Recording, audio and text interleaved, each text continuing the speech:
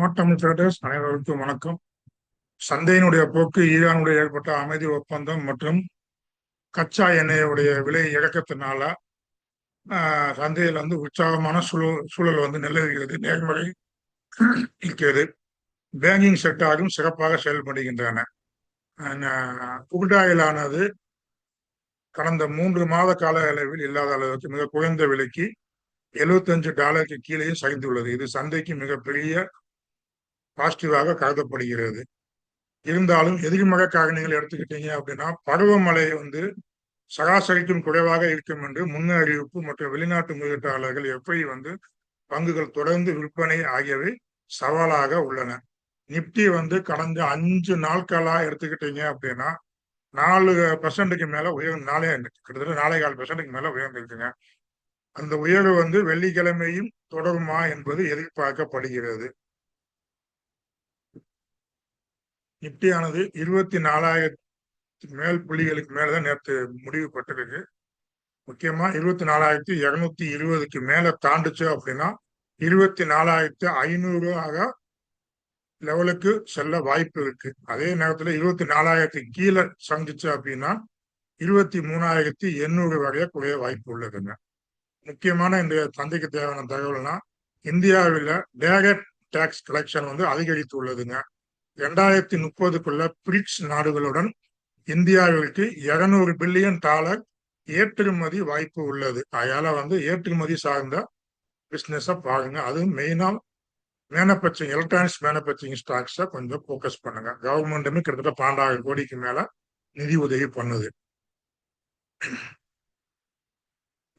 மழைப்பொழிவு குறைய வாய்ப்பு இருக்குங்க. அதனால விவசாயத்துறைக்கு பாதிப்புகள் ஏற்படலாம். அதில் அக்ரிகல்ச்சர் செக்டார்ல கொஞ்சம் பார்த்து கவனமா செயல்படுங்க.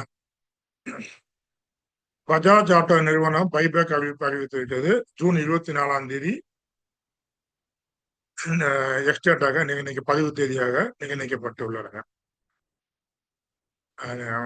நல்ல ஒரு தரமான பங்குகளை நீண்ட காலத்திற்கு முதலீடு செய்யுங்க. சந்தை ஏற்ற இறக்கத்துடன் இருக்கும். அதனால கவனமாக இருப்பது நல்லதுங்க. அதே போல ஐடி துறையில மிகப்பெரிய ஃபால்ட் வந்திருக்குங்க. ஐடி துறை சரிவு. உலகில் முன்னணி ஐடி நிறுவனமான அசென்சர் தனது வருவாய் வளர்ச்சி கணிப்பை குறைத்து இருக்குங்க. அதனால் பங்கு அமெரிக்க சந்தையில கிட்டத்தட்ட 16% வீழ்ச்சி அடைந்தன. இதன் தாக்கமாக இந்திய ஐடி நிறுவனங்களான TCS, Infosys, Wipro, HCL tech ஆகியவற்றை பங்குகளும் இந்திய சந்தையில் 3-4% வரை குறைய வாய்ப்புகள் உள்ளன. டிசிஎஸ்க்கு சப்போர்ட் லெவல் எடுத்துக்கிட்டீங்கன்னா 2000, இன்போசிஸுக்கு, ஹெச்சிஎல் டெக்குக்கும் 1080, 1090 சப்போர்ட்டாக பார்க்கப்படுகிறது. விப்ரோ 170 பக்கத்துல பார்க்கப்படுகிறது. அதே போல கட்கோ நிறுவனம் குஜராத் அரசுடன் 1 லட்சம் கோடி ரூபாய் மதிப்பிலான உள்கட்டமைப்பு உதவிக்கான புரிந்துணர்வு ஒப்பந்தத்தை கட்கோ கையெழுத்திட்டுள்ளதுங்க.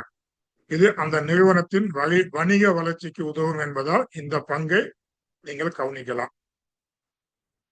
இன்றைய சந்தையானது ஐடி துறையின் சரிவினால் சற்று அழுத்தத்தை சந்திக்கலாம், இறக்கத்தை சந்திக்க வாய்ப்பு இருக்கு. ஆனால் வங்கி மற்றும் ஆட்டோத்துறை சார்ந்த பங்குகள் மீட்க உதவும் என்று எதிர்பார்க்கப்படுகிறது. முதலீடு செய்வதற்கு முன்பு பங்கு சந்தையுடைய அபாயங்களை பார்த்துக்கிட்டு நீங்க பண்ணுறது நல்லது.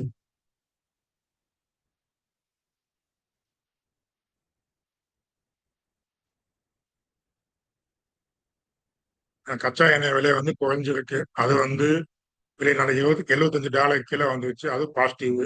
அதே நேரத்துல நெகட்டிவ் எடுத்துக்கிட்டீங்கன்னா மழையானது அளவு குறையும் அப்படின்னு சொல்லியிருக்காங்க. அது ஒரு நெகட்டிவ் நியூஸ். இதே நெகட்டிவ் நியூஸ், பாசிட்டிவ் நியூஸ் எல்லாமே கலந்து இருக்கு.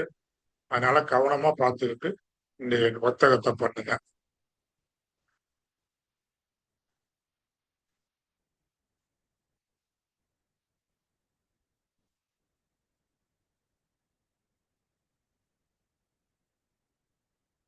நீ India assurance company, Bata India, health கேர்ல நேற்று நல்ல லாபம் கொடுத்துச்சுங்க.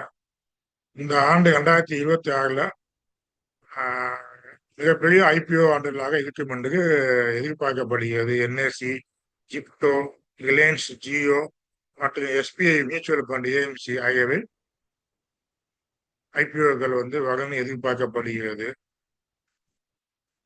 பையான் டிப்ஸ்ல இருங்க. பிரேக் அவுட் எடுத்து பண்ணுறவங்க, நேற்று நம்ம நைக்கா ஸ்டாக் பிரேக் அவுட் சொன்னோம். பிரேக் அவுட்ல பண்ணுறவங்க ஸ்டிக்கா ஸ்டாப் லாஸை வச்சுக்கிட்டு போங்க. சுஸ்லான் எனர்ஜி, டிவிஸ் லேபு இதெல்லாம் வாட்ச் லிஸ்ட்ல வச்சுக்கோங்க. ஆட்டோ செக்டாரை ஃபோக்கஸ் பண்ணுங்க. ஓகே, இதுதான் இந்த சந்தைக்கு தேவையான தகவல்கள்.